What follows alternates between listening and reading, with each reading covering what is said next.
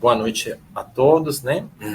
Hoje a gente vai ter esse encontro online e foi planejado, né, para o encontro de hoje, convidar a professora Lina Alves, a professora Toyaki, Lin, se você se quiser apresentar, mas acho que todo mundo te conhece aqui. Eu passei para vocês 4 artigos, né? 2 artigos que a professora Lin me passou. Eu pedi para vocês lerem, né, esses 2 artigos. Espero que vocês tenham dúvidas, né, sobre o que foi passado, que tenham já preparados alguma pergunta, né, para aprofundar, né, um pouquinho. E na parte final, né, Lina, a gente vai deixar algum tempinho, né, para eles poderem tirar alguma dúvida, fazer alguma pergunta, né? Certinho? Perfeito. Lin, quando quiser. Boa noite a todos. Obrigado, Diego, pelo convite. É um prazer estar aqui. Já estou vendo que João também eu conheço. Breno, claro que é meu aluno. Então, gente, boa noite de novo. Então, hoje, né, a gente vai estar aqui conversando um pouquinho. Como o Diego falou, eu enviei os textos que, de alguma forma, tensionam o que eu vou falar. A gente vai estar falando um pouquinho sobre essa categoria, educação digitais, limites e possibilidades, tá? Eu sei, como o Diego falou, que todo mundo me conhece, mas não é verdade. Poucos me conhecem aqui. Mas eu sou professora do IAC, do Instituto de Humanidades, Arte e Ciência, do falei, essa rede de pesquisa, ela nasce na UNEB em 2002 e é filiada à Abragames, que é a Associação Brasileira de Desenvolvedores de Jogos, né? Mas ela hoje existe na UFBA, a Universidade Federal de Alagoas, e no Instituto Federal Baiano. E o que é que essa rede faz? Ela analisa, né, as relações, ela investiga e analisa as relações e interface das plataformas digitais e as suas performatividades algorítmicas no campo da educação, do ensino de ciência e da área de saúde. Por que do ensino de ciência? Porque eu sou vinculado ao programa de ensino de ciência e já tive orientandos do doutorado da área de saúde. Agora, claro que dentro dessa discussão de plataformas, a gente tem um braço forte para o desenvolvimento de jogos digitais, pesquisa com jogos digitais. E depois que eu vim aqui para a UFBA, com jogos, os board games, os jogos analógicos, nos espaços de aprendizagem escolares e não escolares. Por que eu digo também não escolares? Porque a gente não faz pesquisa só nas escolas, né? Então, a gente considera a presença da tecnologia na sociedade como um todo e afetando as questões que envolvem tanto a aprendizagem, o ensino e a subjetividade do sujeito. A nossa rede ela tem uma grande experiência no desenvolvimento de jogos digitais. Então, são 16 jogos desenvolvidos. Esse último, não sei se vocês sabem, a gente desenvolveu para VR, né? É um jogo chamado 2 de Julho, O Levante dos Invisíveis, com o financiamento da FAPESB em comemoração aos 200 anos da independência da Bahia. Então, a nossa rede, eu costumo dizer que ela se organiza na tétrade, né? Ensino, pesquisa, extensão e desenvolvimento. E claro que a gente tem uma preocupação grande, né, com o processo de formação, tanto na área de educação, como na área de jogos, né? Então, assim, na minha trajetória, eu tenho uma história de formação para os profissionais que querem e desejam atuar na indústria de jogos. Então, é desse lugar que eu vou falar, é desse lugar que eu falo, e para vocês me conhecerem. E o tema de hoje é um tema muito caro para mim, e que eu imagino para vocês também, né, que é o tema das plataformas digitais e educação. E aí eu queria começar, né, com essa fala do CEO da Google, na época que a gente estava vivendo a pandemia, que foi quando a gente teve essa imersão intensa nessas plataformas digitais, embora a gente não estivesse preparado para isso, nós, professores, vocês, alunos, a própria universidade, mas foi a única forma da gente sobreviver àquele período, tanto no que se refere à educação, à educação básica, como na universidade, mas em nível de entretenimento, de sobrevivência mesmo, comprar comida, trazer as coisas. Então, tudo girou em torno dessas plataformas. Hoje, por exemplo, diante do caos da chuva, todas as instituições aqui, que eu imagino aqui de Salvador, elas optaram por realizar atividades online, usando uma plataforma digital. Então, essa cultura que foi imposta e a gente se apropriou durante a pandemia de forma mais intensa, ela se mantém hoje ainda, mas não da forma que era lá, né? Que a gente tinha todas as atividades online. A gente usa hoje, eu uso bastante para reunião, para atendimento de orientandos, e quando tem uma necessidade, para eventos, quando tem uma necessidade como essa, para as aulas. Mas eu trouxe essa fala desse CEO da Google, porque ele diz uma coisa que a gente precisa pensar sobre ela, e principalmente vocês que são da área de informática. Uma das vantagens de oferecer serviço para escolas é só fidelizar o usuário desde cedo. O que essa frase nos diz? Que eles compreendem nós, professores, alunos, né, apenas como clientes. E o objetivo delas é nos fidelizar, nos prender nessa bolha, né, nessas bolhas que são as plataformas voltadas para o ensino, para a nossa vida. E aí a gente destaca, como vocês sabem, as grandes plataformas que têm uma ação no que a gente chama de EduTech, né, naquelas empresas de tecnologia que trabalham em consonância ou alinhadas com essas plataformas. Então, a gente tem o Google Education, que é bastante utilizado, o Microsoft Education, o Facebook Education, a Amazon Education, a Apple Education. Durante a pandemia, a gente viu fortemente o uso de plataformas como o Google, como a Microsoft e como o Zoom. Mas eu me coloquei nesse lugar, no lugar de usar uma plataforma como essa, que é uma plataforma da Rede Nacional de Pesquisa, vinculada à CAPES, que é a assessoria, a coordenação de aperfeiçoamento e pesquisa. Embora ela não esteja ligada a uma Big Tech, ela se alinha com a Big Tech. Por quê? Porque o banco ela está armazenada no servidor da Amazon. Então, embora ela não esteja dentro do pacote das Big Techs, ela termina armazenando nossos dados em uma Big Tech. Então, é desse lugar que eu vou começar a falar. E o que são essas plataformas, né? Eu vou estar falando coisas que para vocês é mais, digamos assim, corriqueira. Pois é, plataformas digitais na educação. O que é que são essas plataformas digitais com recorte para a educação, não é? São esses artefatos, né? Artefatos conectivos, constituídos e constitutivos e constituídos por montagens sociotécnicas. Que diacho é esse, Lino, de sociotécnica? Essas montagens envolvem aspectos técnicos, sociais e culturais, né, que vem transformando o setor da educação. Então, esse setor das edutechs tem crescido bastante, não só no Brasil, mas também fora do Brasil, né? Muitas instituições privadas utilizam e pagam por esse serviço. A gente também. É só para você ter ideia, o governo do estado da Bahia, eles usam para várias ações o Teams, que para mim é a pior de todas. Então, várias ações que são realizadas do governo, seja na universidade, seja nas secretarias, eles usam o Teams. A UFBA usa também uma parte do pacote Office e usa também a outra parte do Google Education, né?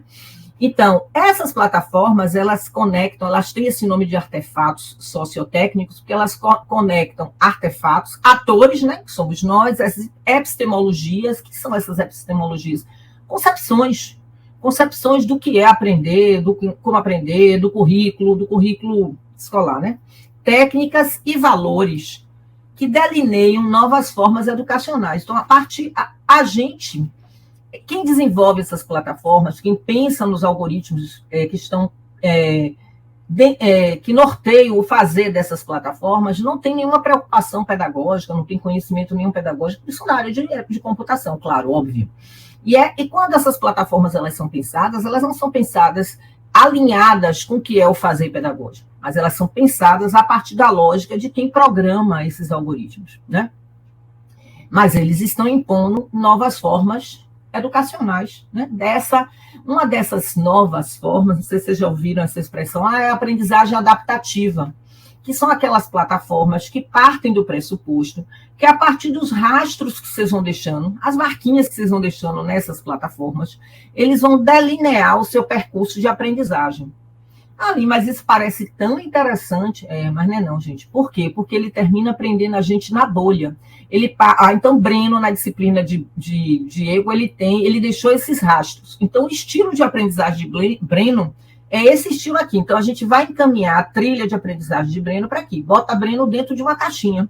Só que Breno com linha é totalmente diferente, né? Então, ele não pode ser, não se pode definir essa aprendizagem adaptativa a partir dos rastros que se deixa, porque o sujeito é mutante, né? Ele pode estar hoje de um jeito aqui na disciplina de Diego, de repente ele resolve mudar o percurso dele de aprendizagem. Então, essa é um pouco como as redes sociais, né? Que praticamente manda informações sobre o que a gente costuma, né? Consumir.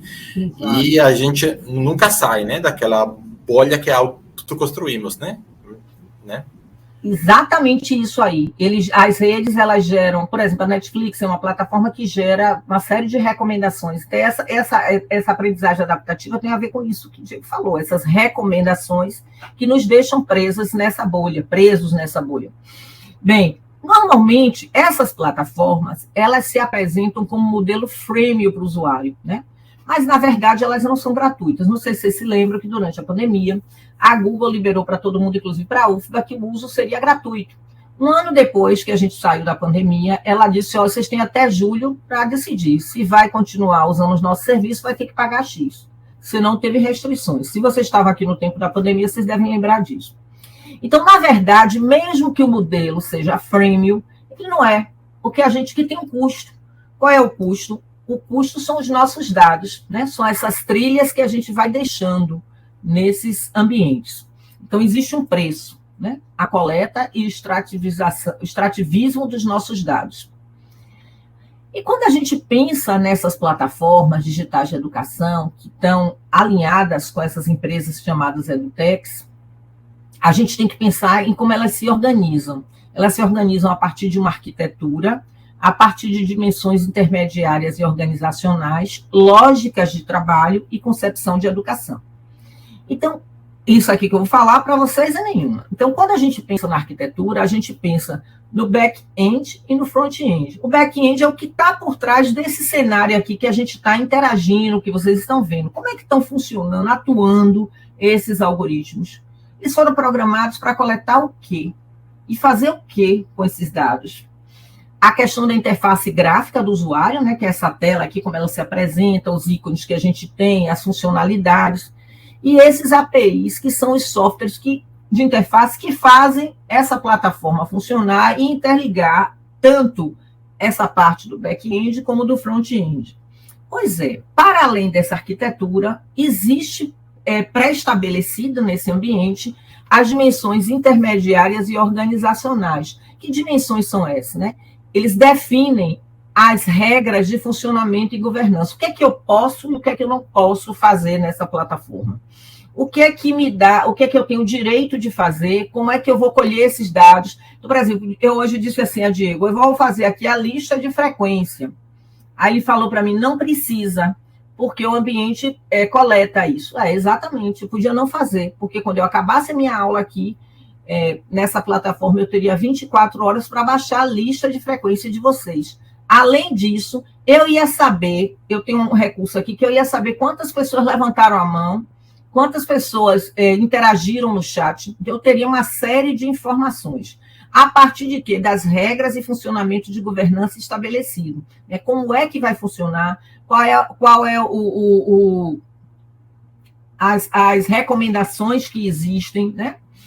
E quem são esses sujeitos que estão aqui, esses atores, quem são? Somos nós, professores, os administradores da plataforma, o administrador da rede, o pessoal lá do STI, vocês, estudantes.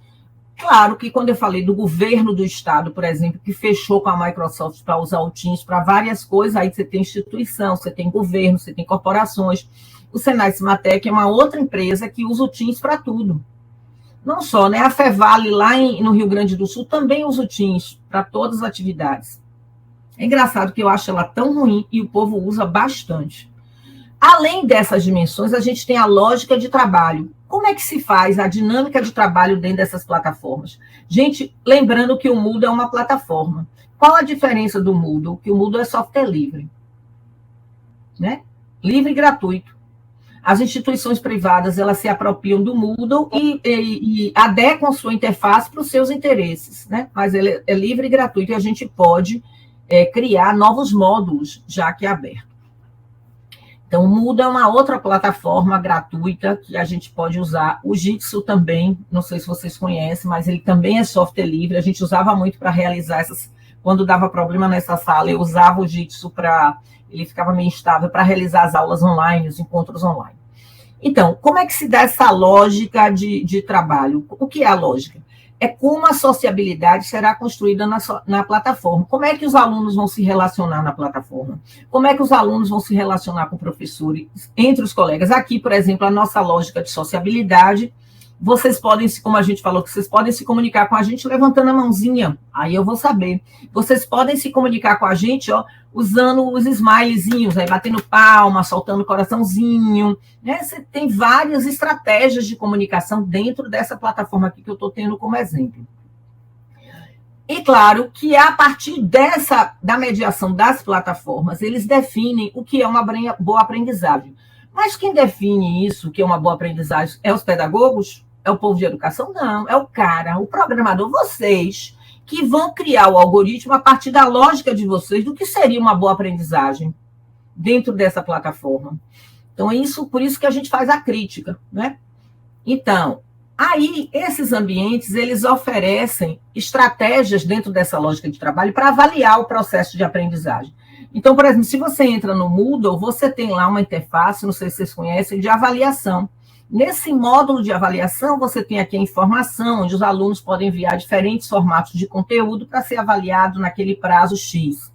E aí, como é que funciona esse sistema de avaliação e o sistema de recomendação? Você tem o usuário, que ele tem a base de perfis, né, que são os alunos, você tem a base de conteúdo que está ali. Esse usuário, ele coloca um conteúdo que vai para essa base, que se transforma no artigo e está disponível para os colegas acessarem, para o professor acessar. Então, essa é uma lógica de trabalho, pensando tanto na socialização como na avaliação, que é o que eles consideram uma boa aprendizagem. Quando a gente pensa na concepção de educação, a gente percebe que essas plataformas, elas visualizam e criam diferentes possibilidades sociais. Por quê? Porque eu posso, por exemplo, hoje um dia de chuva terrível, a gente não podia sair, mas a plataforma cria essa ambiência para que a gente, estando em diferentes lugares aqui de Salvador, ou da adjacência das cidades vizinhas, a gente possa estar aqui junto, falando, conversando sobre o tema. Mas eu posso também me reunir com pessoas que estão em outro país, né? Então, elas criam diferentes possibilidades de socialização.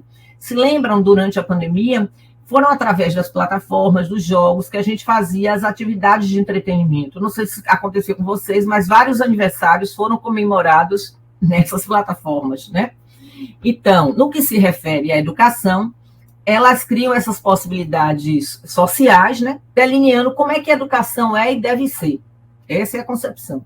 Eles promovem diferentes tipos de identidade de usuário, né? Porque eu posso trabalhar com os avatares, que criam diferentes tipologias de como eu poderia ser, e exigem do professor novas experiências educacionais e profissionais. Por quê? Porque o professor precisa conhecer essas plataformas, ele precisa saber usar, para que ele possa criar uma ambiência de aprendizagem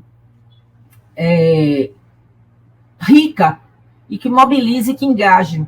Né? Isso é difícil. Por que é difícil? Porque a gente enfrenta algumas condições técnicas, né, de infraestrutura, por exemplo. Alguns de vocês não podem abrir a câmera porque não tem, porque o celular não permite, porque a conexão não permite, não tem um microfone. São várias condições que tornam essa aprendizagem não ideal, comparada com uma aprendizagem presencial, né, na minha opinião.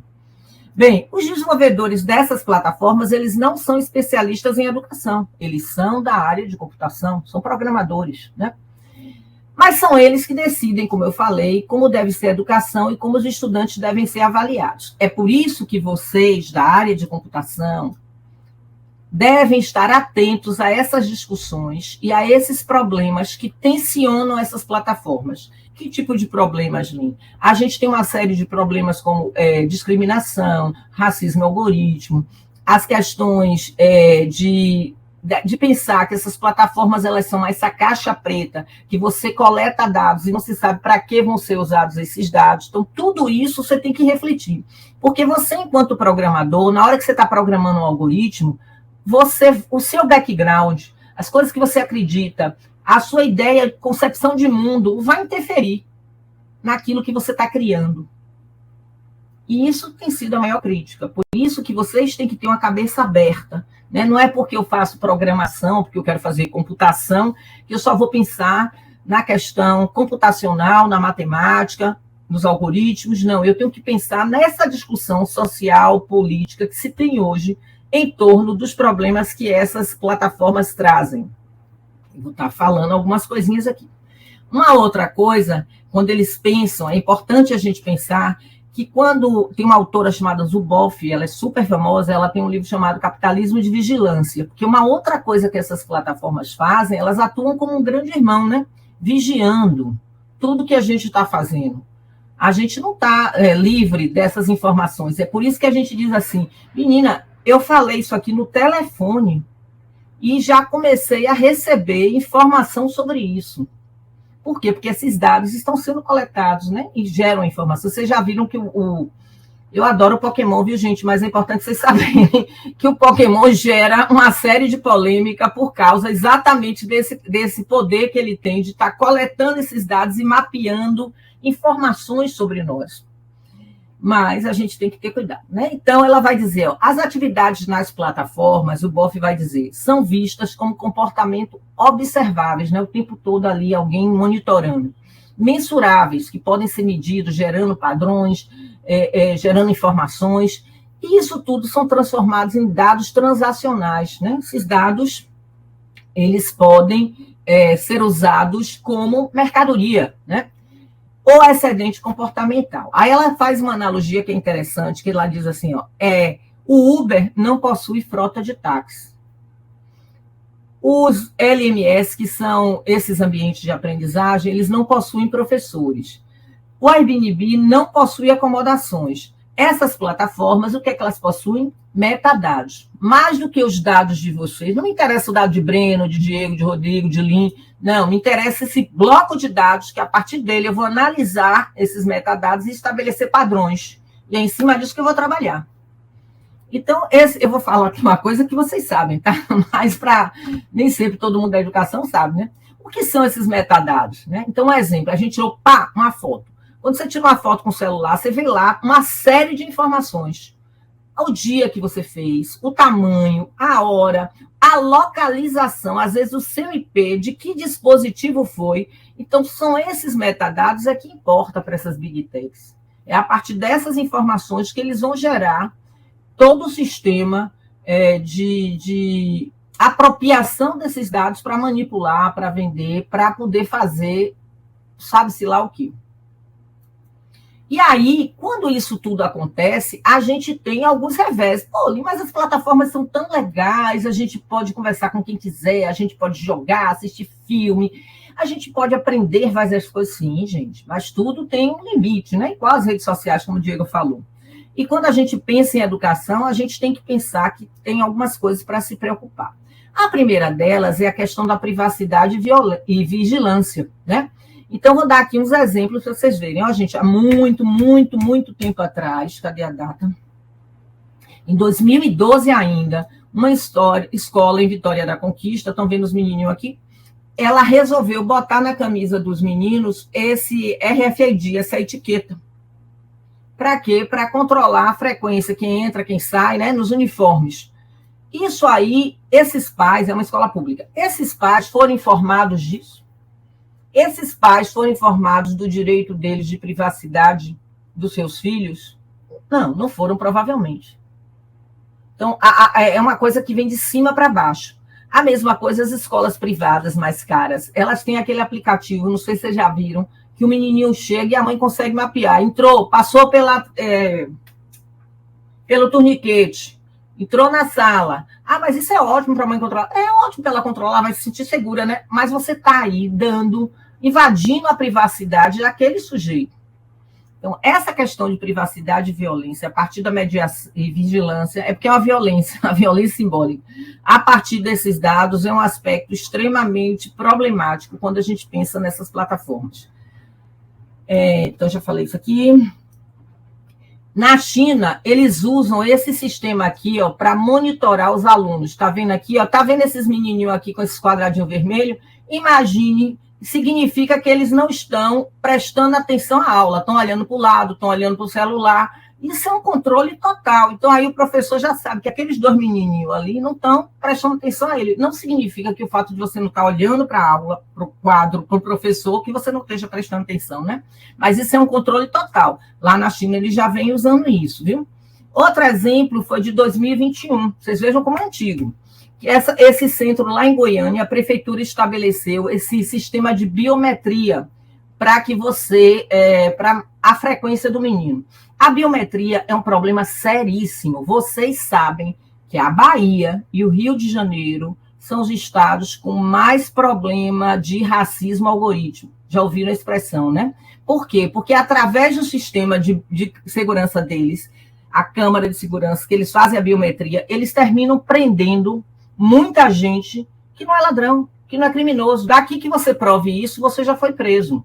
Esses 2 estados são os estados que têm mais problema. Por quê? Porque eles botam... O algoritmo é feito pensando todo mundo que tem aquele formato de rosto e tem a cor preta.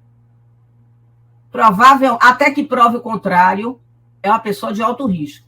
Isso é um exemplo de racismo algorítmico.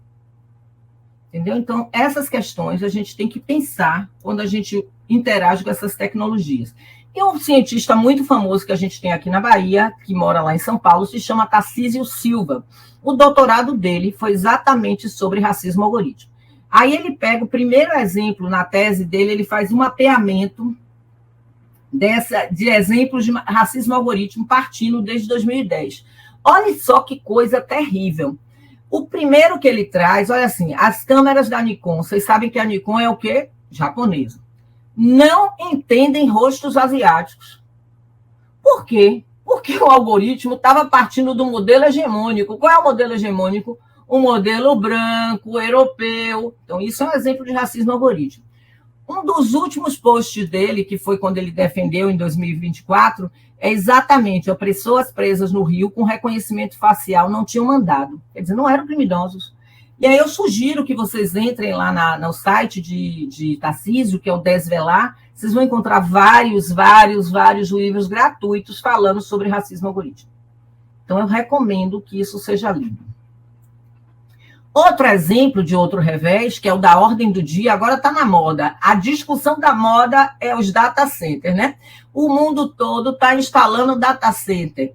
E o Brasil também, né? Dizendo o quê, gente? Dizendo, não, isso vai gerar emprego. Gente, como é que vai gerar emprego? Aqui eu não preciso falar o que é um data center, né? Que hoje de manhã eu tive que falar para os meninos da escola pública. Como é que aquele data center vai gerar emprego, gente? No mínimo, você vai ter uma equipe enxuta trabalhando ali, por trás daquilo ali. E o que esses data centers fazem? Um grande impacto ambiental, porque vocês sabem melhor do que eu, que eles precisam de muita energia e muita água potável. E no Brasil, já foi assinado aí os acordos para instalar data center em Fortaleza, em uma cidade que chama, eu acho que é Eldorado, no Rio Grande do Sul, que foi extremamente afetada pela enchente. Aí a gente fica viajando na maionese, pensando em Mad Max. Você lembra desse filme? Aqueles grandes desertos, que a água era ouro? Pois é, a gente vai competir com a água para os data centers. E isso tem sido vendido. A Inglaterra está passando por um problema sério, porque eles instalaram vários data centers e tem um problema sério de água. A Europa toda tem. E o mais interessante é que... ia dizer alguma coisa que eu esqueci, mas eu volto daqui a pouquinho do data center. Então, a Inglaterra está com esse problema, né? E o mais interessante é que os políticos têm vendido essa ideia aqui no Brasil. Para minha tristeza, né? Eu fico muito triste com isso, porque o PT tem entrado nessa vibe aí. Mas vocês devem procurar ler e ver, porque isso afeta muito o meio ambiente, né? O que será de nós?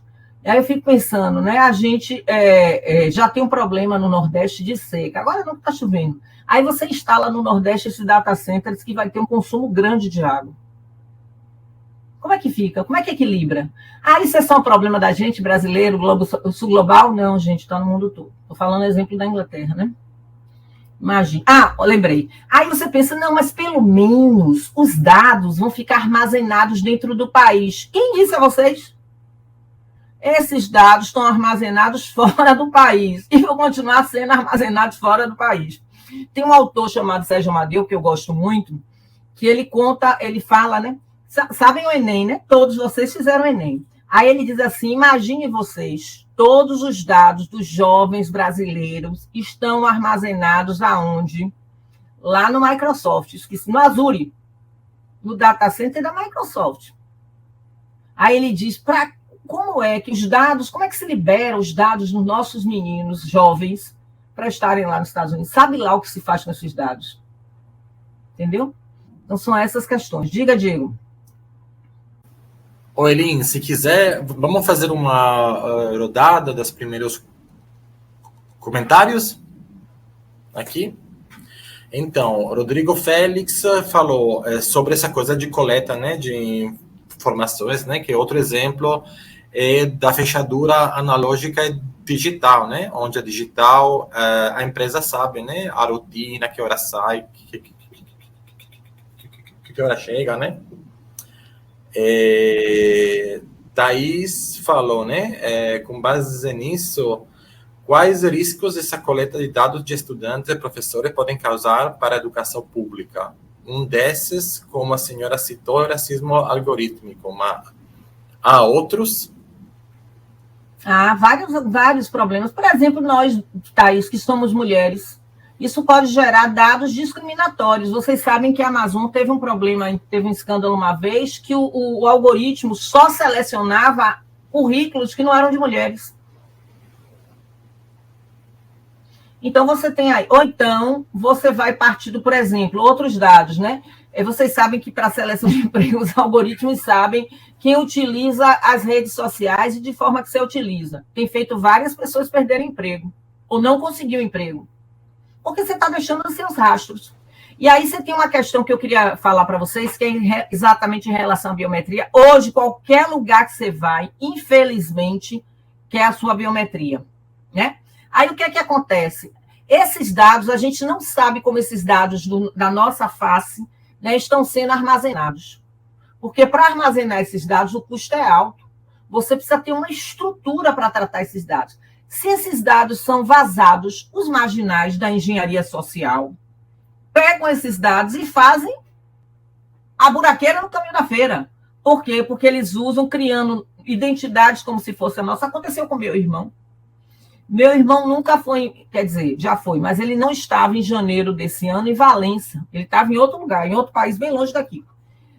Alguém pegou os dados dele, não sei como, gente, criou uma identidade, foi na Caixa Econômica de Valência, abriu uma caderneta de poupança com R$500. Depois que ele abriu essa caderneta, ele pediu um cartão de crédito. A Caixa deu um cartão de crédito. E aí ele fez o quê? A farra. Meu irmão foi para o SPC.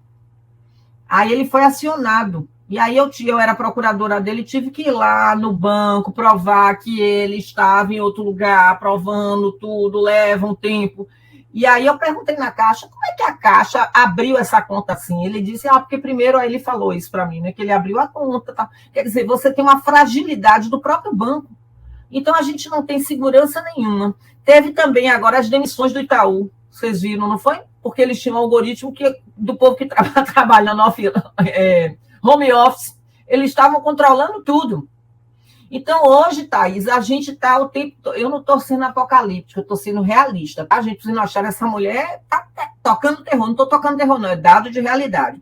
Aí vocês têm... A gente tem que ter o máximo de cuidado, e eu acho que as pessoas não têm. Por exemplo, as redes sociais, trazendo exemplo que Diego trouxe. Tem gente... Eu não tenho nada contra, viu, gente, que vocês fazem isso. Eu não faço. Que bota a vida toda ali no Instagram. Aquilo ali, gente, é para sempre. Esse negócio de que você tem o direito a esquecimento. Não tem, não. É a maior dificuldade para você conseguir o esquecimento nas redes. Então, fica aquilo ali, aquela informação que você não sabe para que está sendo usado. Então, a gente tem um grande risco. E no que se refere à educação, por exemplo, esse histórico que a gente tem, nossos dados, né, podem também ser acessados e levar, por exemplo, a você não conseguir determinado emprego, não conseguir uma bolsa. Existe um livro que eu adoro, que Diego conhece? Algoritmos de Massa. Sugiro que vocês leiam, porque ela é da computação, né? E aí ela mostra como nos Estados Unidos esses algoritmos têm feito demissão de professores, têm dificultado o acesso de alunos, porque lá vocês sabem que você tem que ter uma nota para você conseguir uma bolsa, que a universidade é muito cara. Tudo isso impactando entendeu? Então, o impacto é de larga escala. E aí a gente tem que ter muito cuidado. Por exemplo, eu, quando chego no lugar que tinha que dar minha biometria, eu ficava revoltada. Aí um dia eu perguntei à menina, tinha lá a Lei Geral de Proteção de Dados. Eu disse, minha filha, eu sou obrigada? Aí ela disse, não, senhora, só não é obrigada. Eu disse, também com essa lei aqui eu não posso ser obrigada, né? A Lei Geral de Proteção de Dados. E aí agora eu já sei, imagine eu estudando isso e estava revoltada dando meu rosto. Que eu posso chegar e dizer, não, eu não quero dar minha biometria para entrar nesse prédio. Aí ela libera você, porque é nosso direito. Então, isso é uma questão que a gente tem que ter cuidado, né? Aí você vai dizer, mas tem horas que não tem jeito. Tem horas que ou você dá o dado ou você não tem o serviço, né? Sobre a coisa que você falou, né, de publicar a própria vida, né, nas redes sociais, né? Você mostra a sua rotina, né, também. Então, exato. O ladrão, na Itália aconteceu muitas vezes, a pessoa mostrava que estava de férias, então a pessoa que queria entrar em casa sabia muito bem, porque das fotos ela mostrava a casa, mostrava o lugar, mostrava todo o acesso, né? E ela mostrava que estava viajando, então teve muito problemas, né? Outra coisa... impacto é grande, é muito grande. Outra coisa que você falou antes, Lynn, me fez pensar um pouco. Esses dados coletados que a gente acha que não é importante porque talvez não tem meu nome, não tem meu dado sensível, mas tem que tipo de foto tiro, que tipo de qualidade, né? É muito atual o fato de alimentar a inteligência artificial com esse conjunto de informações, né? Isso exatamente. O treinamento dos nossos dados para a inteligência artificial. Eu trouxe até esse caso aqui do Meta. A Meta foi multada pela nossa Agência Nacional de Proteção de Dados porque ela estava utilizando os nossos dados na bolha dela, né, para o treinamento de IA. A gente tem que autorizar. O Twitter também, o ex-Twitter X, eles também estavam fazendo isso. Mas aí você vê que depois ele mandou uma mensagem e a gente autorizava se queria ou não. Você tem que ter o direito de escolher. Sim.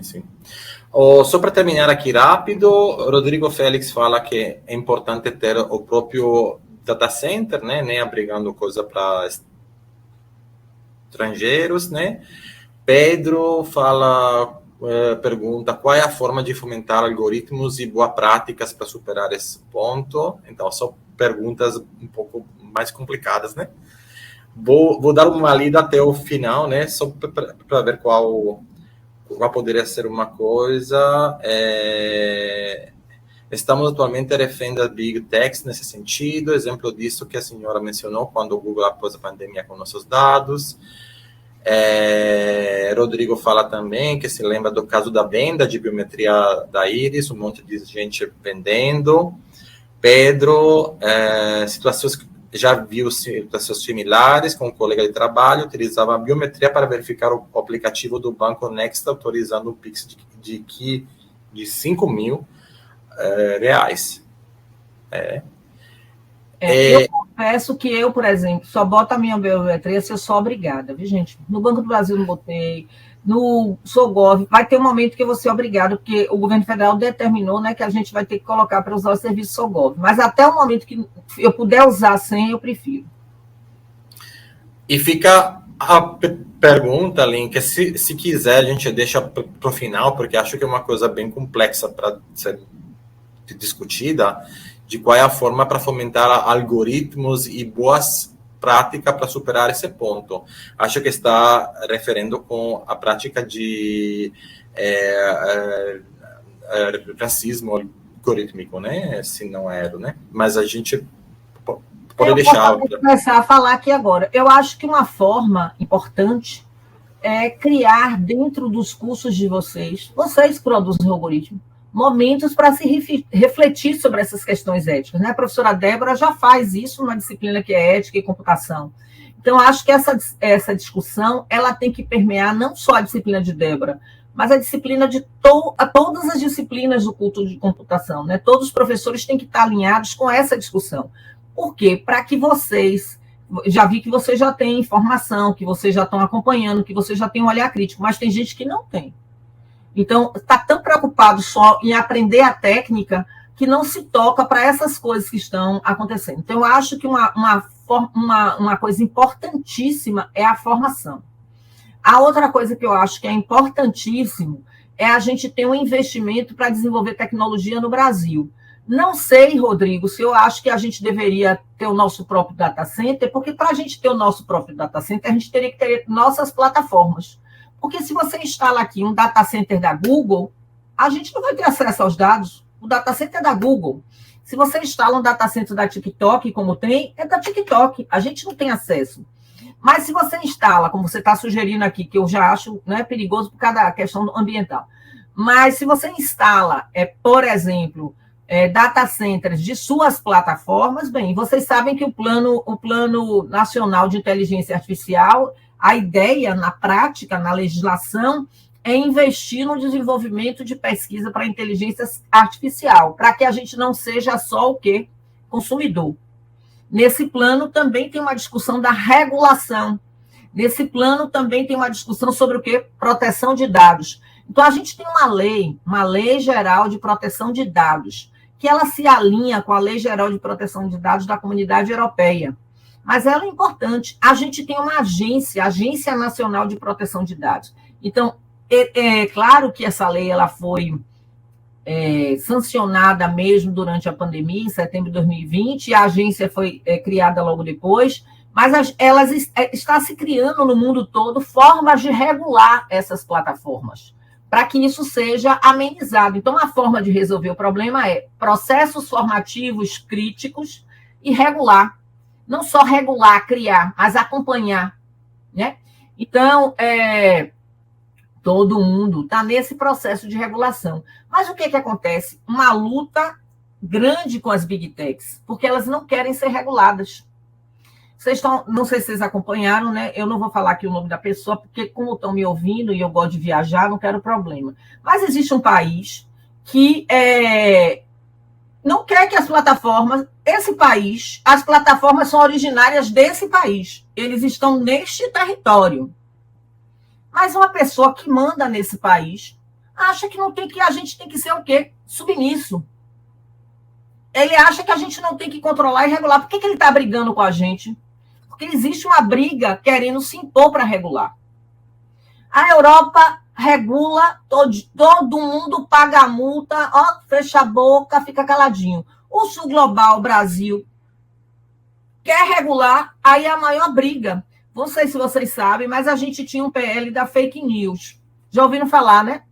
O PL foi esquecido. Por quê? Porque existe um lobby grande, gente. Um lobby de pessoas que estão no nosso Congresso, que é aquele Congresso que é assim, ó. Então, eles têm interesses outros.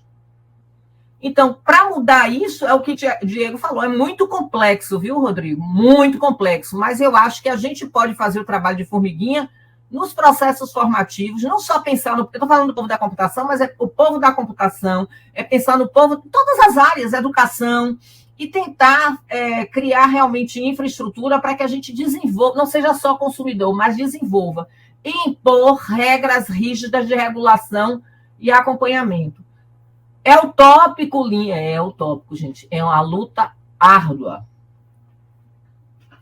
Uma coisinha sobre o racismo algorítmico que eu gosto de falar é que o algoritmo em si, ele não é racista, mas ele é criado por pessoas, né? Então, o interessante é ter esse grupo de pessoas, grupo de programadores que seja diversificado, que tenha pessoas de raça, de gênero, de pessoas com deficiência, né, que possam dar uma visão complexiva, né, da diversidade humana. Outro ponto interessante que poderia ser utilizado é o design participativo, co-design. Então, vamos pensar em envolver na produção, né, do produto, do software, vamos envolver as pessoas que serão utilizadoras, né, mas tentando ter uma exemplificação ampla, né, do que é o público-alvo, considerando, né, um design de tipo universal, né? Ou seja, tentando servir o maior número de pessoas, independentemente do país, da raça, da possível deficiência, né? São coisas que, por motivos econômicos, né, essas não são feitas, né? Porque trabalha lá com o mínimo, né? Trabalha com o grupo, né, de possíveis usuários, tem um envolvimento só na parte final de teste, né? E não tem um envolvimento completo, né? Então, para mim, essas são formas, né, que a gente pode ter, né, para tentar, né, solucionar um pouco esse tipo de problemas, né? Agora, o que acontece? Essas grandes empresas, elas preferem pagar a multa a fazer isso. Entendeu? Elas mesmo dizem, a multa para elas é insignificante, mesmo sendo muito dinheiro. Então, eles preferem estar cometendo todos esses equívocos e gerando todos esses problemas. Essa é a questão. É muito dinheiro para a gente. Para eles é troco de pão. Exatamente. O custo deles, benefício, não compensa. Isso acontece também na área de jogos. Quando se fala de proteção de crianças e adolescentes. O que é que o Roblox disse agora? Se o seu filho, você não está gostando, está tendo problema, sai. Foi o que o CEO fez. Então, as empresas, elas não se responsabilizam. Existem 3 palavrinhas básicas agora. Transparência, responsabilidade. A outra esqueci, daqui a pouco eu me lembro. Então, vamos lá, continuando, né? Não sei se vocês viram, mas a Dinamarca, ela deu poder aos cidadãos para impedir que roubem a imagem dos seus rostos. Isso tem a ver com a biometria que a gente estava falando, né? E claro que isso tudo piorou, como o Diego estava falando nesse instante, com a questão do treinamento para inteligência artificial. Um outro problema que essas plataformas têm gerado, especialmente inteligência artificial generativa, são as questões de plágios, né? E autoria, que, na verdade, se apropria do trabalho do especialista, do autor, e eles não consideram a propriedade intelectual, os direitos. Né? E aí a pessoa é explorada, e eles não estão nem aí, né? Então, a gente viu recentemente a questão, esse ano até, né, do plágio do Estúdio Ghibli, que teve que o estúdio intervir para parar para aquelas imagens que vocês viram pipocando no Instagram esse ano, né? Eu até tinha pedido a Diego para fazer a minha. Ele fez, inclusive. Gente, e aí o Google disse agora que vai levar a IA para a escola, dentro desse contexto todo. Qual é o problema, né, gente? O problema é institucionalizar o uso da inteligência artificial dentro da sala de aula. Por que ele institucionalizar? Porque, na verdade, o que os autores estão discutindo é que a gente tem que atentar, né, resistir de forma cética a essa institucionalização. E que, se você está trabalhando com pessoas que precisam desenvolver determinadas habilidades, você não deve usar a IA. Por exemplo, na academia, na universidade, que habilidades a gente espera de vocês? Que você tenha senso crítico, que você consiga escrever um texto, que você consiga se comunicar bem, que você consiga investigar e ler, fazer uma boa revisão de literatura. Isso é o básico. Se você não cria situações de aprendizagem para que o aluno desenvolva essas habilidades e pede para ele usar uma inteligência artificial para isso, ou ele usa uma inteligência artificial para isso, ele está o quê? Inibindo o seu processo de desenvolvimento cognitivo nessas habilidades. Então, imagine você institucionalizar. Não sei, não é esse o tema da pesquisa aqui, mas eu não sei se vocês viram que uma pesquisa foi realizada e prova que os professores têm usado bastante para fazer plano de aula, etc. e tal. E isso é uma questão, porque assim, para a pessoa que já tem essas habilidades desenvolvidas, né? Mas para aqueles que não têm, você termina transferindo a responsabilidade para a inteligência artificial generativa. E quando a gente está na educação básica, que você precisa que as crianças desenvolvam conhecimento, habilidades mínimas, né? Então não é adequado utilizar. Né? Agora, eu sou da opinião que se a gente usa dentro da universidade, a gente tem que informar o uso. A gente tem que regular o uso. Né? Como é que se usa, para que usa, e você tem que sempre informar. E as pessoas não estão fazendo isso. Outro exemplo assustador é o uso da inteligência artificial nos brinquedos, nas Barbies. Imagine, gente, você ter uma boneca que vai interagir com você. Eu estava vendo ontem um evento, que é um evento sobre criança, que é um evento que me interessa muito, né? Criança e proteção de dados, e o palestrante o médico pediatra estava dando um exemplo, né? Imagina uma situação como essa, que as crianças se sentem sozinhas, que gostam de ser acolhidas, que gostam de uma empatia, aí ela encontra isso numa boneca. A boneca está ali coletando aqueles dados daquela criança, e está gerando esse comportamento empático, de acolhimento. O que vai acontecer com essa criança? Ele vai preferir o quê? Estar com aquela boneca o tempo todo do que ter um conflito com o outro, de estar em relações face-to-face, onde ele precisa desenvolver essas diferenças, onde ele precisa aprender a viver com a diferença, onde ele precisa aprender a viver com o não, que nem todo mundo é empático, né? Aprender a viver no mundo. Então, isso é um outro risco que essas tecnologias têm provocado. A última boneca que eu vi interagir com o dono é o Chucky, né? E não deu muito bem. Pois é, era terrível. Eu tinha medo, eu assisti o primeiro e não assisti mais nenhum. Agora minha sobrinha adorava. Para mim, aquilo era um filme de terror. Gente, e aí é uma coisa que Diego falou há pouco, né? Isso tudo provoca o quê? Essa prisão algoritmo. Por quê? Porque a gente fica todo tempo preso aonde? Nas bolhas, né? Então, eu vou economizar o negócio do telefone, meus créditos, porque se eu sair da bolha do Facebook, que é Facebook, Instagram, WhatsApp, eu vou gastar crédito. Então, eu fico ali, né? E eu termino me alienando, vendo o mundo só sob um ponto de vista, como se fosse uma viseira. E aquele ponto de vista traz informações, desinformação, né? Ele traz alienação e ainda provoca essa coisa de você estar o tempo todo. Eles criam esquemas de estratégias de engajamento para que você esteja o tempo todo ali, dentro daquele ambiente, né? Então, isso é um grande problema quando a gente pensa nas plataformas, seja ela para a educação ou para a nossa vida social, porque na educação também provoca isso, né?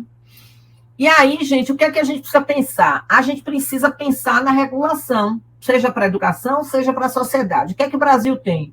O Marco Civil da Internet, que ele precisa ser atualizado em alguns aspectos, mas que já conta aqui com a questão de proteção de dados, a Lei Geral de Proteção de Dados, e, no caso, para quem vai trabalhar com crianças e adolescentes, né, pensar nessa questão da proteção de dados de crianças e adolescentes. A Agência Nacional, que antes era a Autoridade Nacional de Proteção de Dados, e hoje é Agência Nacional, depois que foi promulgada a Lei ECA Digital. E aí, o que tem, gente, quando a gente pensa em plataformas digitais para educação, o que tem de lei? Existe o que a gente chama hoje de educação digital. Então, o Brasil tem uma lei chamada Política Nacional de Educação Digital, que dialoga diretamente com a Base Nacional Comum Curricular, que é quem norteia o fazer pedagógico, né, da educação básica. E aí, eles têm essa agenda de direitos digitais, né? A gente tem o Marco Legal da Indústria de Jogos. O que a indústria de jogos tem a ver aqui, Colin? Porque também fala da questão da educação. Também tem parágrafos falando sobre o desenvolvimento de jogos para a educação, falando sobre o processo de formação de professores para interagir com os jogos e falando sobre a proteção de crianças e adolescentes, tá? Outra lei que a gente tem, que vocês conhecem, que ninguém cumpre, que é a 15.100, a partir do movimento que começou na Austrália e foi descendo para a Europa e chegou até aqui, que é a proibição do uso de celulares na sala de aula. Por que eu estou falando que ninguém cumpre? Porque os meninos continuam usando. Aí você tem uma lei e não tem como regular. Eles usam na escola. E o professor tem medo. Porque agora, não sei se vocês viram o caso da menina que estava usando o celular na sala de aula aqui em Salvador, e aí o professor foi reclamar e o professor ainda que é culpado. Aí foi o pai lá culpar ainda o professor. Então, isso é um problema, né? Porque você cria uma lei e não regula. Eu não sei como é que está sendo nos outros países, não saberia informar vocês, mas aqui no Brasil não está funcionando. E, finalmente, no dia 17 de setembro de 2025, depois de tramitar 3 anos, foi sancionada a Lei 15.211, que é a Lei ligada ao Estatuto da Criança e Adolescente, que se chama ECA Digital. Não é a lei FELCA, não, viu? É ECA Digital. Mas por que essa lei foi, depois de 3... Qual o problema do Brasil? O Brasil não está tão atrasado. O problema do Brasil é julgar, é sancionar as leis. O processo é lento. Por quê? Porque o Senado, né, o Congresso, faz o quê? Julga as leis, como vocês já viram, de interesse deles. É interesse deles, eles viram à noite, dão virote, vocês viram, né? Estão lembrados. Aí Felca fez um jovem, foi para as redes sociais, fez um escândalo do óbvio. O que é o óbvio? Pedofilia, problema de proteção de dados, violência contra criança e adolescente. Isso não é óbvio? Todo mundo já sabia disso há muito tempo. Aí fez aquele estrondo, no instante a lei foi sancionada. Pois é, essa lei que foi sancionada tem o objetivo de proteger crianças e adolescentes nos ambientes online, seja na escola ou seja na vida. E todo mundo tem, o dono dessas plataformas, tem 6 meses para colocar isso em prática. Março do ano que vem, isso já tem que estar instaurado. E quem vai supervisionar ali? A Autoridade, Agência Nacional de Proteção de Dados. E o que diz essa lei? Né? Ela diz, aqui é o nosso querido presidente. Primeiro, o âmbito da aplicação. Qual é o âmbito da aplicação? Tudo que se refere a ambiente online, seja na escola ou fora da escola. O que essa lei quer? Ela quer que você use os princípios Privacy by Design e Privacy by Default. Quer dizer, desde o início da concepção do ambiente, você tem que ter configurações que protejam a criança e o adolescente. E o by default é depois que você produziu o ambiente, você tem que permitir que a gente possa modificar essas configurações para proteger os nossos crianças e adolescentes. O grande problema, gente, no mundo todo é a verificação de idade confiável, né? Porque a gente sabe que os menininhos e as menininhas botam lá a idade, por exemplo, só pode entrar no Roblox com 13, eles entram com 6 anos, aí bota lá a idade. Então, mesmo na Europa, nos Estados Unidos, na Austrália, eles ainda têm dificuldade de fazer essa verificação. O que está acontecendo agora na Europa é que eles vão trabalhar com a questão da identidade digital, né? E aí eles vão querer, que o adulto comprove, o adulto família comprove ali aquela verificação de idade. Supervisão parental, quer dizer, ferramentas de controle dentro dos ambientes para que os pais possam fazer essa supervisão. A OpenAI, por exemplo, já disse que já tem ferramenta de controle parental dentro do ChatGPT. Qual o problema aqui, gente? O problema é que as empresas tendem a atribuir a responsabilidade aos pais.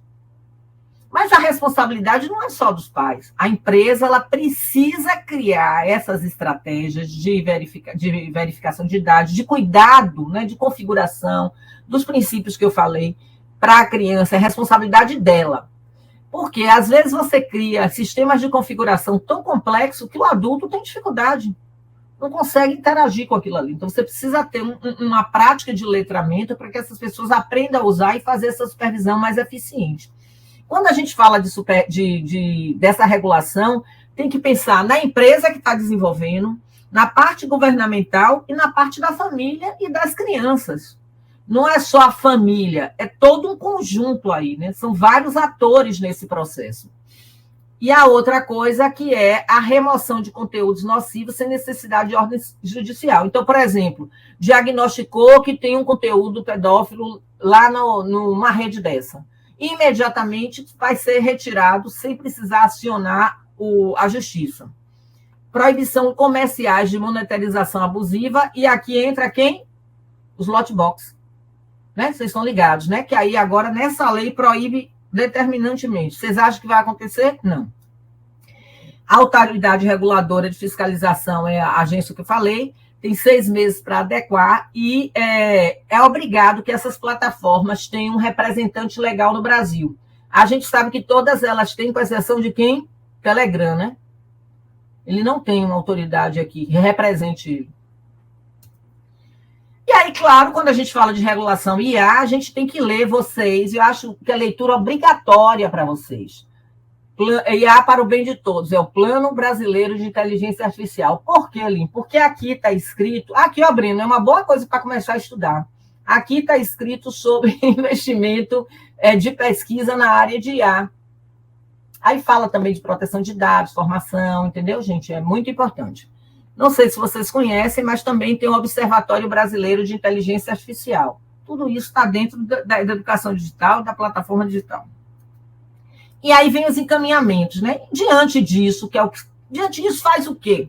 A gente tem que adotar uma política apocalíptica. O que é apocalíptico? Apocalíptico é aquele que diz assim, isso não vai dar certo, meu Deus, isso é um horror. E tem um integrado que diz, não, isso é maravilhoso, menina, esse ChatGPT agora vai resolver todos os meus problemas, virou, como, vou falar uma palavra aqui, entre aspas, uma pessoa que eu conheço, eu faço do ChatGPT meu escravo, entre muitas aspas, tá, gente? E aí, isso é o total integrado, né? O que a gente quer? A gente quer uma leitura crítica sobre isso. Porque aqui, eu trouxe esse caso da Suécia, porque eu acho muito interessante. A Suécia, há anos, luz, já vem trabalhando numa perspectiva de cultura digital. Agora não, agora simplesmente não quer saber de nada mais digital, proibido terminantemente, só quer saber do quê? Dos livros impressos. Nada contra livro impresso, porque eu adoro, inclusive compro o livro impresso. Mas é de um extremo a outro, percebem, gente? Não é nem um extremo, nem o outro. Você tem que construir um ponto de equilíbrio, né? Um ponto crítico. E aí, o que a gente tem que fazer? Criar processos formativos na escola, na universidade, dentro da própria empresa, porque a empresa precisa se ajustar a essas novas regulações, os profissionais precisam se ajustar, tem que ter essa diversidade que Diego falou. A gente tem que ter um trabalho de letramento digital. Letramento é a palavra mágica, né? Você tem o letramento alfabético, você tem o letramento científico, você tem o letramento digital, são multiletramentos. Agora a gente tem que ser letrado também nessa política de dados. A outra palavrinha que eu esqueci, o uso ético e responsável. Então, quais são as 3 palavrinhas, né? Então, transparência, responsabilidade e regulação. Essas são as 3 palavrinhas chaves. E a gente tem que promover, né, a discussão não só crítica das plataformas, mas, claro, das inteligências artificiais generativas na sociedade e na educação. Mas a gente pode se posicionar sem conhecer, porque tem gente que diz assim, eu não vou usar, não quero nem saber. Eu sou contra. Não, para a gente ser contra, a gente tem que conhecer. Então, interagir para conhecer, analisar e usar de forma crítica, ou decidir não usar. Eu estou lendo um artigo aí que o povo é altamente crítico, acha que não tem que usar, o povo lá da Holanda. Outra coisa, quem vai trabalhar com plataformas digitais e educação, não pode deixar de discutir os direitos das crianças e adolescentes e a segurança de dados desse grupo.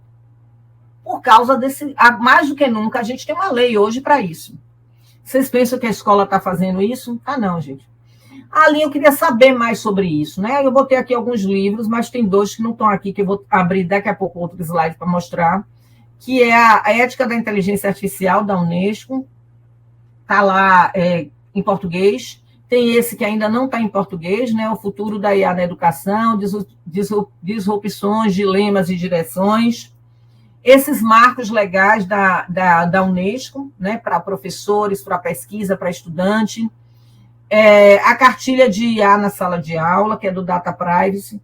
Dados e direitos na infância e adolescência no ambiente digital. O livro da gente, Inteligência Artificial da professora Santaella, e esse outro aqui, Diego me indicou, que eu comprei e estou lendo ele.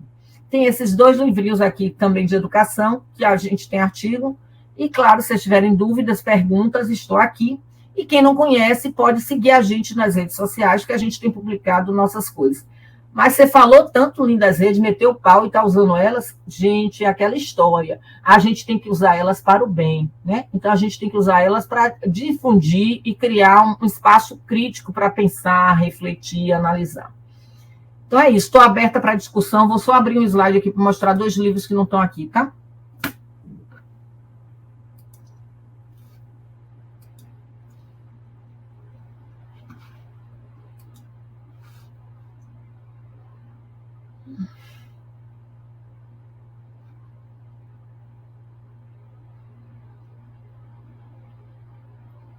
Algumas coisas que eu fui mencionando durante a apresentação, vou falar aqui agora, né? Eu já estava escrevendo, para não deixar. Que eu assisti um filme que fala bastante sobre a ascensão da inteligência artificial, que é o filme Geração do Futuro. lá tem essa questão do trabalho à distância, tem o trabalho remoto, e que é tudo realmente cronometrado, o seu índice de desenvolvimento na empresa.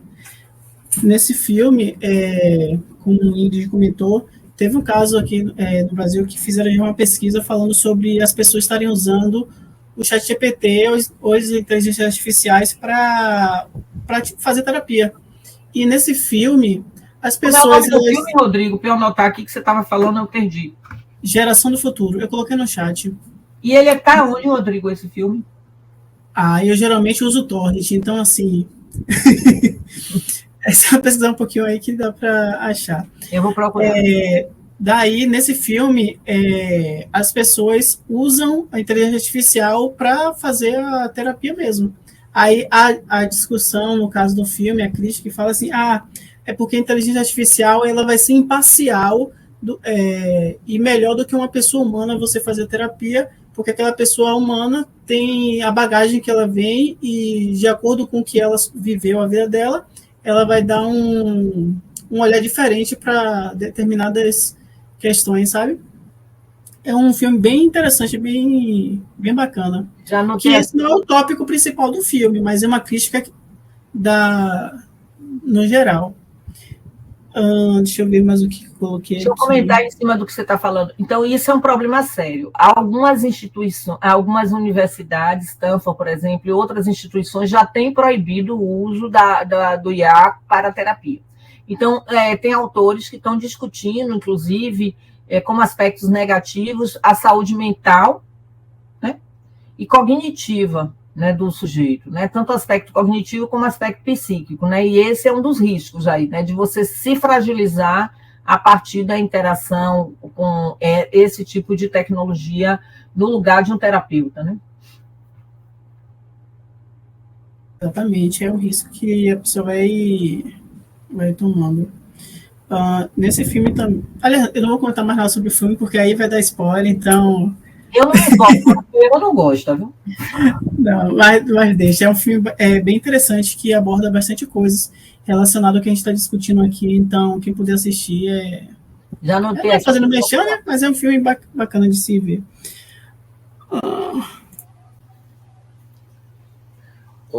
Enquanto o Rodrigo está procurando, tem Ingrid que falou duas coisinhas aqui. Ingrid, se você quiser conversar, falar, se você estiver presente, pode falar. Ela até falou aqui, ó, que a boneca lembra o ChatGPT para fazer terapia. Pois é, só que imagine se um risco para adulto, imagine para criança, Ingrid.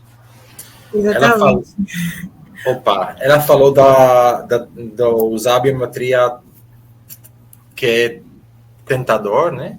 E depois ela falou da matéria de banco de dados, né? Se quiser explicar. Pronto. Boa noite, pessoal. Estão conseguindo me ouvir tranquilo?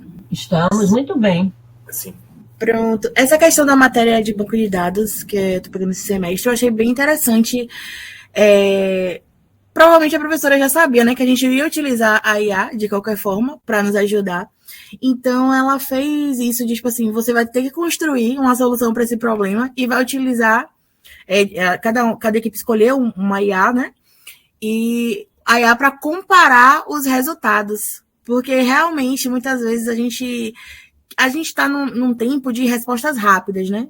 Então, às vezes, a IA deixa a gente um pouco mais preguiçoso, porque ela já dá a resposta, tipo assim, naquela hora. Você não precisa ficar estudando, procurando no livro. Ela, tipo, já dá a resposta lá, naquela hora. Às vezes não tá certa, mas às vezes está.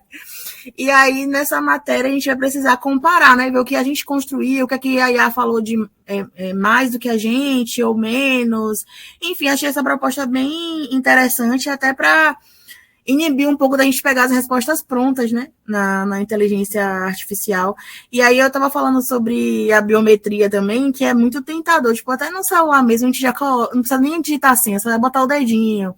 Então, tipo, tudo que envolve, assim, tecnologia deixa a nossa vida muito mais rápida e, consequentemente, é muito tentador utilizar tudo que for possível para deixar tudo mais rápido, e a gente está condicionado a ter respostas rápidas hoje. Aí eu falei dos vídeos, né, tipo TikTok, muitas vezes a gente não tem mais paciência de ouvir vídeos longos, de assistir a aula completa, ou coloca no 2.0, ou assistir de pouquinho em pouquinho, porque a nossa mente já está meio condicionada a essa era tecnológica de tudo ser muito rápido, né? Aí é um pouco mais difícil você ter cuidado, e aí que entra essa questão do letramento, que a gente tem que estar sempre estudando para não ficar, tipo, alheio ao que cada coisa que vem de tecnologia pode acarretar de positivo e negativo para a gente. Exatamente, Ingrid. Tem uma coisa que, assim, a gente também tem um papel de estar orientando, né, as outras pessoas, os colegas, inclusive, a família, né, que não tem informação, porque a gente precisa estar fazendo isso. Porque é o que você falou, é tão cômodo que às vezes eu imejo isso aí, não estou nem me ligando, vou indo, né? Agora, eu achei interessante a dinâmica do seu professor, eu fiz também com os meus alunos, em 2023, porque em 2024 eu estava de licença, e 2025 agora, eles levantaram prompts, cada um de uma inteligência artificial diferente, e a gente trouxe para a sala, analisou, viu os erros, comentou como foi o processo, porque a gente precisa ter esse senso crítico. Não é pegar aquilo ali e achar que aquilo é verdade e está correto. Nós sabemos de vários erros, equívocos, né, entre aspas, aí, várias alucinações, e que o quanto isso impacta, né, na questão ética, na qualidade, e como você falou, no fato de você se acomodar naquela informação que muitas vezes está equivocada, é falsa, né? Então, isso é um risco grande. Gente, eu queria, antes de terminar a minha fala aqui, que eu vou continuar falando, convidar vocês para participar dessa pesquisa. É uma pesquisa que eu estou fazendo com os alunos aqui da UFBA. Gostaria que vocês participassem, porque é muito importante, o nível de adesão ainda está baixo, e queria também que vocês atuassem como formiguinha, passando para os colegas, para os amigos, para participar dessa pesquisa, que é para exatamente investigar como os alunos da UFBA têm usado as inteligências artificiais generativas, se conhecem o guia, vocês conhecem o guia, o nosso guia, já leram o nosso guia? Tem gente que não conhece, nem sabe que a UFBA tem um guia de uso, né? Então, eu queria convidar vocês a participarem da pesquisa, porque a gente precisa refletir sobre isso, né? A gente precisa conhecer o perfil do nosso aluno, como vem sendo usado para poder regular. Várias universidades já soltaram processos de regulação. A UFBA ainda não fez, mas ela soltou o guia do uso, que não regula, mas chama atenção para a gente sobre esses problemas todos que a gente conversou. Outra coisa que eu queria convidar vocês... Se você puder voltar, que está parecendo muito pequeno aqui, tá? Se você puder aumentar um pouco o QR Code. Na verdade, podem aumentar. Na verdade, eu dei um zoom e consegui acessar. O problema é que está dizendo que está desativado. Não, peraí que eu vou mostrar esse QR Code, eu vou mandar ele na palestra. Isso. Mesmo? Peraí que eu vou pegar o link aqui e botar no chat, só um minutinho. Isso. Diz que ele foi desativado pelo proprietário. Não, meu Deus, foi bom você me dizer que amanhã eu vou fazer uma palestra para os alunos da UFBA e vou ter que usar isso de novo. Esse era o coisa que a gente estava usando, mas espera aí que eu vou botar aqui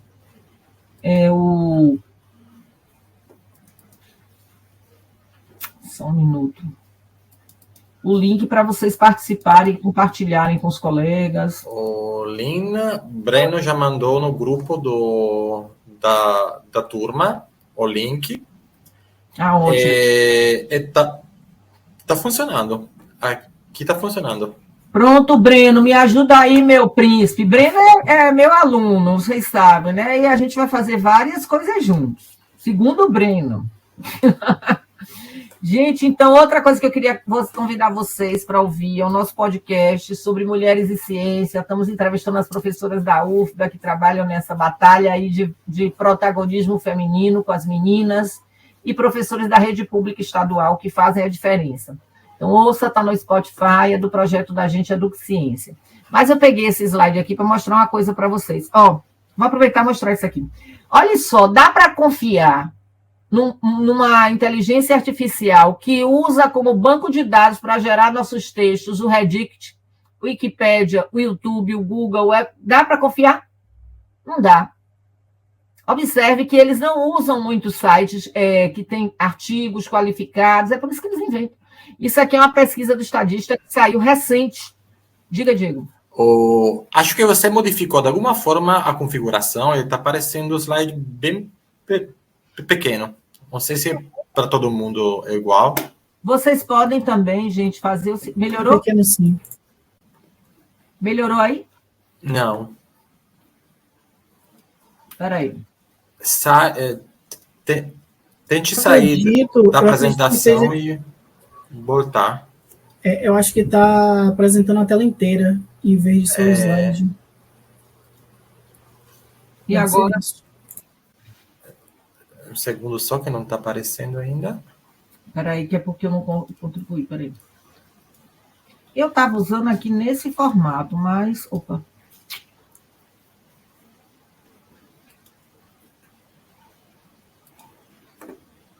Não sei por que saiu. Deixa eu botar a tela inteira. Não quero. Melhorou aí? Não, ficou pequenininho, mas... E agora? Agora sim. Pronto, eu puxei aqui do lado, vou botar o máximo. Mas eu trouxe aqui para mostrar isso para vocês. Então, imagine vocês, ó, esse dado aqui, ó. Quais são os bancos de dados que alimentam as IAs? Breno conhece isso, que foi um aluno, foi Pedro, que compartilhou comigo. Ó. Isso é de 2025, tá? Dá para confiar? Não dá. Aí eu quero... outra coisa que é importante vocês saberem, ó, já existe uma carta que já estava nesse dia aqui, no dia 18, estava com 1.000 assinaturas, né? De alguns professores no mundo todo se posicionando contra o uso da IA na sala de aula. O que eles dizem? Eles dizem que essa adoção, achando que é inevitável ter que usar, é uma narrativa que tem que ser rejeitada. Eles fazem várias críticas, mas não é essa palestra aqui. Mas esse artigo é um artigo também, que é outro artigo pelo pessoal lá da Holanda, que faz a crítica, a adoção sem crítica, né, ao uso da IA dentro da academia, da universidade.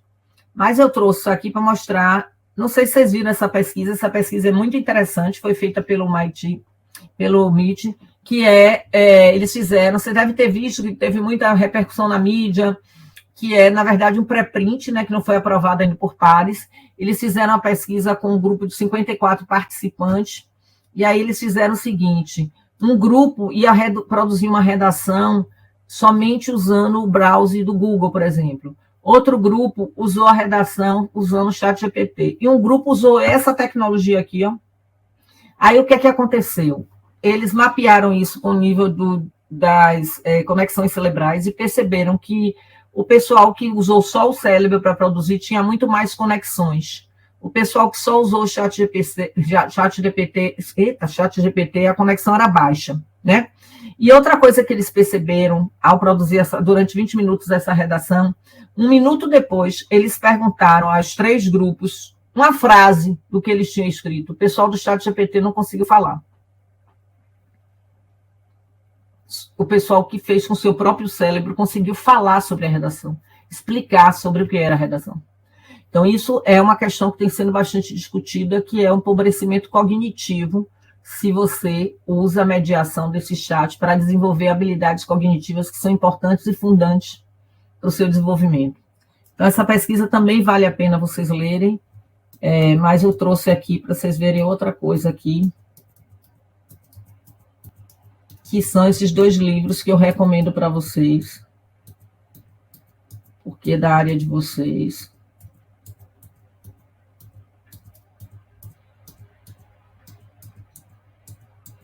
Aqui. Esse é um livro clássico para quem trabalha com inteligência artificial, o Atlas da Inteligência Artificial, da Kate Clanford. Todo mundo que trabalha com isso fala, e esse eu adoro, gente, é um livro, não é da computação, quer dizer, os 2 não vou falar de algoritmo, não vou colocar os algoritmos, eles vão discutir. E esse sobre a revolução da inteligência artificial, ela vai falar sobre a questão do poder, a questão das políticas. É um livro que eu achei bem interessante para pensar a questão social, cultural, né? Então, são 2 livros que eu recomendo para vocês, já que vocês são da área de computação.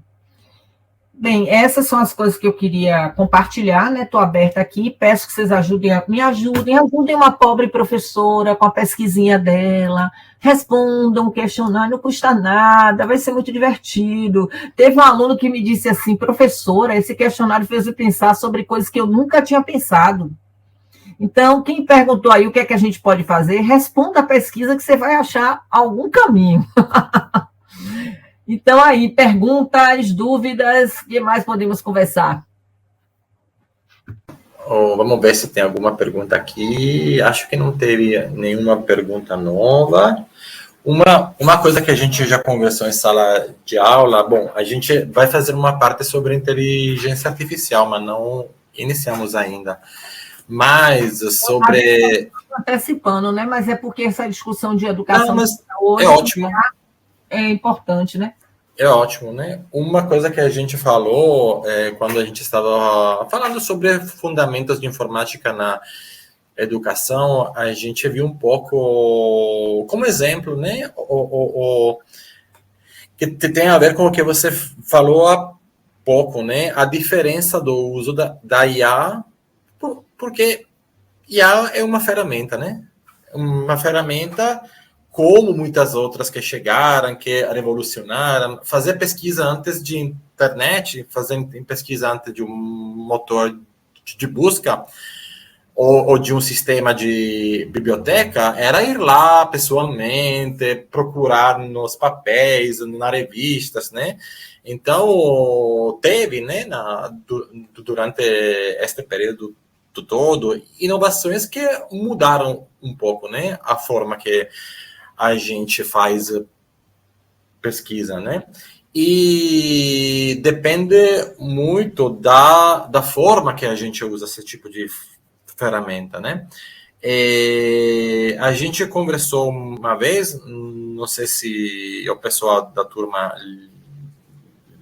lembra, que a gente fez a distinção de dois usos de inteligência, dois macro usos da inteligência artificial. Um uso que leva um pouco ao instrucionismo, ou seja, a gente pergunta e pega a resposta. E essa coisa não constrói nada, né? A gente tem a informação naquele momento, a gente pode até usar, mas a gente não faz na cabeça as ligações, sabe? Não faz as ligações, a construção do conceito, né?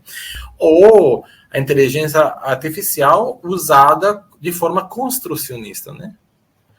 Ou seja, ser perguntada, né? Perguntar para me explicar um conceito, quando entra uma palavra nova, perguntar a palavra, qual é a origem da palavra, como é que funciona, sabe? Então, isso a gente já viu um pouco, né? Já conversamos, né? Um pouco sobre isso. Como não lembro o nome agora, a Ingrid falou, né? A gente está muito no período de pressa. A gente está querendo logo tudo, né? Então, a gente é muito tentado, e tem a ver com as duas coisas que ela falou, né? O fato da facilidade, da rapidez que a gente pode usar uma biometria, né? E o fato de ter logo a informação, né? Uhum. Então, a gente tem que desenvolver, né, uma forma crítica, né, de utilizar essa ferramenta, né? Exatamente o que você falou. A gente tem que desenvolver de forma crítica. Eu gostei dessa explicação que você deu, né, de uma perspectiva mais instrucionista, mais skinneriana, assim, de estímulo e resposta, isso. E uma perspectiva mais de construção, né? Eu acho que esse é o grande pulo do gato, né? A gente tentar ver como desenvolver estratégias, já que não... Bem, esses artigos estão criticando essa coisa da inegibilidade, de que é impossível não usar, não é? Mas, assim, está aí. Todo mundo está usando. Pode até não relatar o uso. Então, se todo mundo está usando, a gente tem que criar um momento para pensar sobre isso. qual seria o melhor caminho? É para substituir a minha cognição? É para substituir as minhas habilidades? Ou numa perspectiva mais de construção? Eu concordo plenamente com o que você falou. Uma coisa que eles falam é que eles falam, a inteligência artificial não vai te substituir, mas quem sabe usar de forma crítica vai te substituir.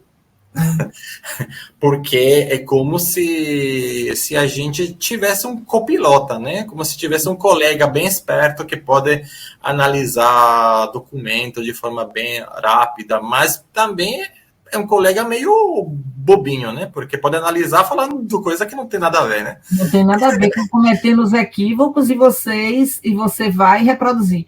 Eu não sei se os meninos aqui sabem, mas teve um concurso, né, no Paraná, um concurso de livros. E aí, esse concurso de livros, mais de 44 livros usaram a IA. O concurso foi cancelado. Porque a IA não é considerada autora. A IA não é considerada sua companheira de escrita, entendeu? Então, são essas coisas. Outra questão séria é essa coisa do uso da IA para substituir determinados profissionais, o artista, o design, né? A questão da música, dos roteiristas, todo mundo. Não sei se vocês viram essa questão aí, que estava querendo criar IA para substituir os atores em determinados filmes. E aí foi proibido isso. Começou a ter um movimento e aí proibiu. Então, são vários campos, vários matizes para a gente dar conta, né? E que a gente não tinha dimensão, né, Diego? Por exemplo, quando a gente escreveu o nosso livro, a gente estava no processo. Hoje, eu digo toda hora, cada vez que eu faço uma apresentação sobre IA, eu tenho que alterar, porque é tanto problema que surgiu que você não tinha dimensão. Porque tinha... Não, aí depois você fala. Sim, porque tinha naquele período também a gente falava que a IA deveria ser citada como coautora, né? Naquele período. Agora não, porque a IA não pode ser autora, né? Então tem que colocar lá uma nota, como eu fiz, né? Eu usei IA na minha tese. Eu usei muita coisa da IA na minha tese para fazer transcrição de áudio, para revisar a gramática. Lino usa para fazer uma primeira lida de um documento, para ver o resumo, né? A gente conversa, né, sobre isso, porque é prático, né? Mas não deve ser o ponto final, né? Deve ser o ponto inicial. Rodrigo, eu vi que você levantou a mão, mas Ingrid... Só um minutinho para eu falar uma coisa em cima do que ele está falando. Inclusive, gente, as revistas internacionais, elas já pedem para que você faça uma declaração de uso. Por exemplo, as nacionais que eu não publico, que eu estou publicando, elas não pedem, mas eu já estou fazendo isso. E já estou pedindo para os meus orientandos dizer, quando eles, na tese, como foi usada a IA. Que precisa, é o que a gente está falando. O documento da UFBA, né, sobre o uso de IA fala que tem que ter, né, a declaração que foi usada e como. Exato. Ingrid aqui falou, quanto mais conhecemos sobre o assunto, que pesquisamos na IA e sobre a própria IA, melhores são os resultados finais também, porque não apenas aceitamos a resposta, vamos fazer pesquisas mais robustas e teremos um uso mais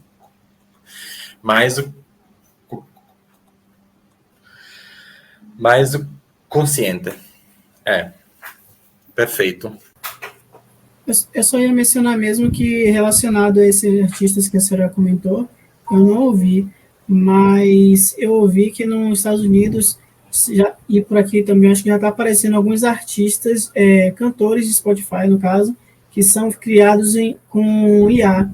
E alguns desses já estão já com contratos milionários, então, assim, estamos chegando.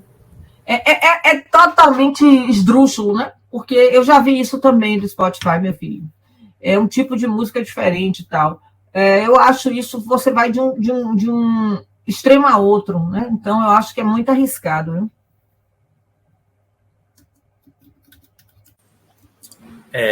Tem sempre o clássico exemplo, né? Que é feito da tecnologia comparado a uma arma, né? Uma pistola, uma coisa, né? É mal é bom. Depende, né? Depende do uso, né? Também, o fato de substituir atores com inteligência artificial é mal sempre? Não, tem cenas bem perigosas, né? Em alguns filmes, né? Que tem muitas mortes, né? De atores que aconteceram, né? Durante alguma cena perigosa, algum substituto, né? Então, lá poderia ter um uso, né? Mas o uso de substituir completamente, né? O ator, né? Lá fica complicado. Ok, aqui não tem mais perguntas. Se alguém tiver alguma pergunta, algum comentário ainda sobre isso que a gente conversou, sobre o que Lynn apresentou, podem falar diretamente. Vocês pensam, contribuições, também exemplos, né? Porque eu acho que ajuda a gente até a aprender, que às vezes eu gosto muito dos exemplos de vocês, que tem coisas que não sei. Hoje mesmo eu vou sair daqui com várias coisas novas na minha caixinha, né? Esse filme eu vou procurar. Filme novo. Um filme novo. Assistir. Porque existem vários filmes, né? Não sei se vocês conhecem Code Bias, que foi um filme que passou no período da pandemia, sobre o racismo algorítmico. Né, sobre essas questões de vazamento de informação, privacidade, tem vários. É porque agora eu não passo mais, porque a gente vai atualizando as apresentações, né? Tem vários. Realmente vale a pena. Agora, outras obras assim que tratam de inteligência artificial que já tem um tempo, acho que todo mundo aqui já deve conhecer, que é o Black Mirror. Black Mirror atualizado, totalmente atual. É isso. Teve uma temporada esse ano, que teve mais 4 ou 5 episódios também, que fala bastante relacionado a isso. E um episódio que achei um tanto interessante também foi o que, nesse caso aí de perigo, né? Que o senhor falou que uso de inteligência artificial na hora de substituir uma pessoa numa cena perigosa. Em um dos episódios de Black Mirror, tratou basicamente o quê? De